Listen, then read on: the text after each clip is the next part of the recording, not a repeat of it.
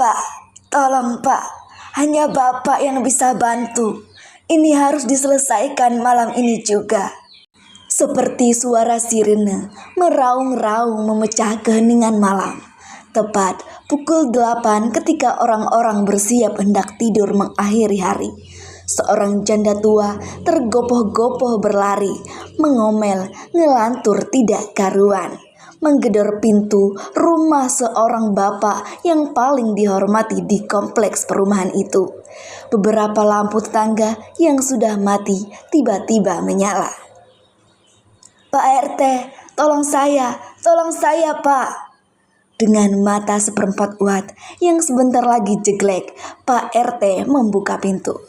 Sebagai yang diberi kepercayaan mengayomi warga dan dituakan di situ, sudah seyogianya Pak RT tetap melayani kapanpun tanpa memandang kondisi. "Ada apa, Bu? Sudah malam ini. Apa yang bisa saya bantu? Ibu tidak perlu teriak-teriak seperti itu." Dompet saya hilang, Pak." "Apa? Dompet?" "Iya, Pak, dompet saya hilang." "Kapan hilangnya?" "Tadi pagi, Pak, tadi pagi." Istri Pak RT yang mendengar kericuhan itu lekas terbangun. Masih berdaster, dia menguping pembicaraan di balik pintu. "Siapa yang mencuri?" "Kalau saya tahu, saya tidak ke sini, Pak." Bukan itu maksud saya. Siapa saja yang ke rumah ibu seharian ini?" "Maksud Bapak?" "Ya, kemungkinan besarlah mereka yang mencuri." Seharian itu, janda tua yang karena keterbatasan usia sudah tidak bisa melakukan banyak hal, hanya berdiam di rumah. Rumahnya tidak lebar, tetapi memanjang ke belakang. Dia tinggal sendiri di rumah yang terdiri dari teras, ruang tengah, dan kamar belakang bersebelahan dengan dapur. Anak-anaknya sudah berkeluarga di kota seberang. Pagi tadi, janda itu meletakkan begitu saja dompetnya di atas meja ruang tengah bersama dengan koran-koran yang biasa menjadi bahan bacaannya untuk kemudian digosipkan sembari menikmati pisang goreng dengan secangkir teh hangat. "Oh, tamu saya 3, Pak Yupaijan, Bu Sulenco, dan Kang Maido," katanya sembari mengelus-elus rambutnya yang beruban banyak itu. Dia berusaha keras melawan ingatannya yang mulai parah terkena penyakit lupa. "Oh begitu, baik, saya panggil mereka. Ibu tunggu sini." Saat pukul 9, Pak RT bersama ketiga orang itu yang juga warga kompleks perumahan sudah duduk bersebelahan di ruang tamu rumah Pak RT. "Aku kamu kan yang ngambil dompet saya?" Janda itu menunjuk-nunjuk Yupaijan. Matanya melotot seperti hendak keluar. "Bukan saya, Bu.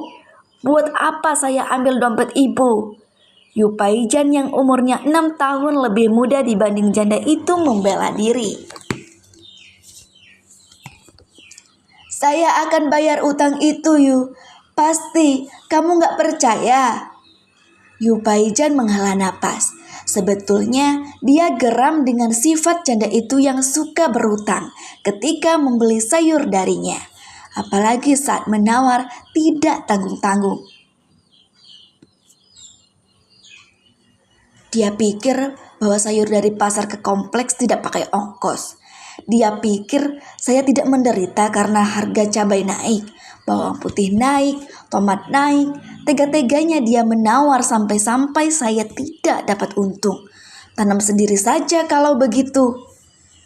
Pagi tadi masih teringat jelas oleh Yupaijan bagaimana janda itu membolak-balikan kangkung dan melemparkan begitu saja tanpa sopan di depannya.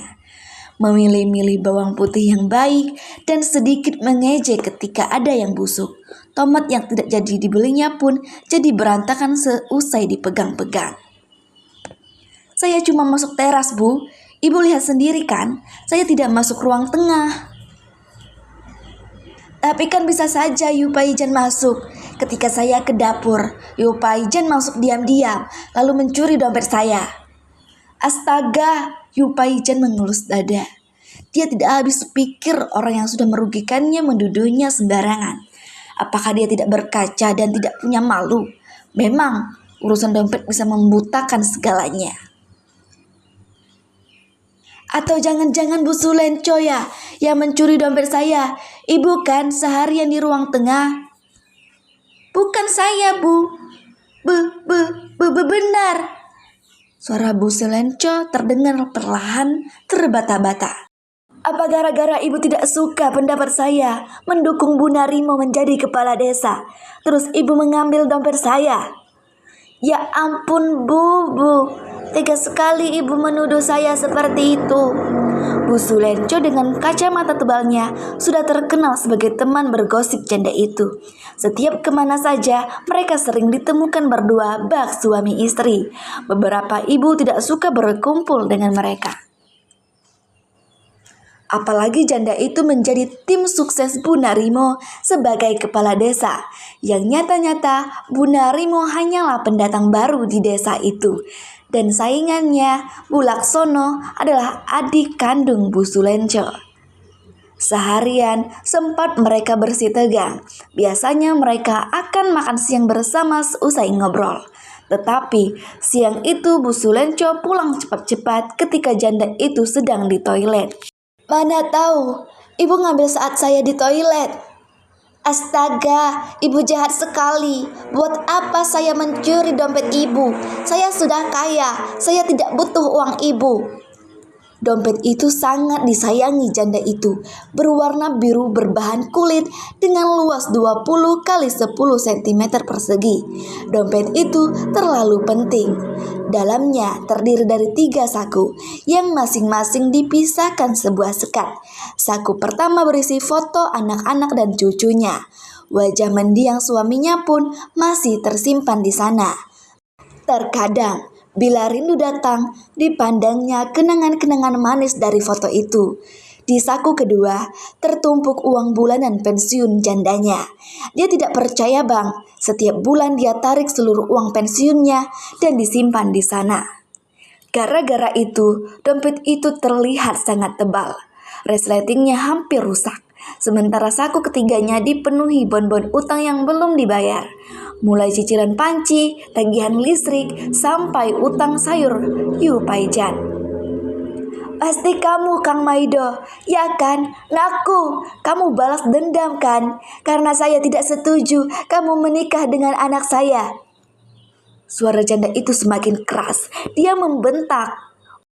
Pemuda berbadan tegap dan berkulit coklat yang sehari itu mampir membetulkan leding dekat dapur hanya setengah jam, merasa terhina. Belum lupa deritanya bagaimana ibu dari wanita yang disukainya itu yang sekarang sudah menikah dengan sahabatnya memarah-marahinya karena melihat dia belum bekerja tetapi sudah berani meminang anak orang. Bukan saya Bu, ibu jangan ungkit-ungkit masa lalu, katanya dengan amarah tertahan. Semakin malam, percakapan itu semakin panas. Beberapa tetangga berdatangan ingin melihat apa yang terjadi. Sebagian berusaha menengahi, sebagian hanya tersenyum. Ya, entah kenapa, beberapa orang ada yang suka dengan keributan, sampai-sampai mengabadikan. Sudah malam ini, tidak enak dengan tetangga. Kita lanjut saja besok. Besok saya ke rumah ibu, bila perlu untuk makan nanti dari kas RT saya pinjamkan. Karena tidak ada titik temu dan para tertuduh tidak ada yang mengaku. Memang maling sulit mengaku. Semua kembali ke rumah masing-masing. Janda itu kecewa sekali. Dompet, dompet. Ketika isi dompet tidak ada, orang-orang selalu kelimpungan mempertahankan kehidupan di era sekarang yang segalanya butuh uang. Ketika isi dompet segitu-segitu saja, harga kebutuhan merangkak naik. Adakah yang lebih harus dilakukan selain bekerja keras, menambah isinya meskipun lewat tindakan kejahatan? Kalau isi dompet berlimpah, tidak jarang pula kelabakan mengelola sehingga sembarangan belanja dan tidak memikirkan masa tua. Bersama tetangga sebelahnya, janda itu diantar pulang. Di rumah, di atas tempat tidur, tepatnya di atas bantal kesayangannya yang sedikit terangkat, janda itu masih saja mengomel, ngelantur tidak karuan. Dalam pikirannya, terbayang-bayang bagaimana dia harus memenuhi kebutuhan makan besok. Bagaimana dia harus bercerita kepada anak-anaknya tentang tanggung jawab atas uang yang sudah diterimanya baru kemarin. Bagaimana pula membayar tagihan arisan paling lambat lusa? Pertanyaan-pertanyaan itu terus berkelabatan.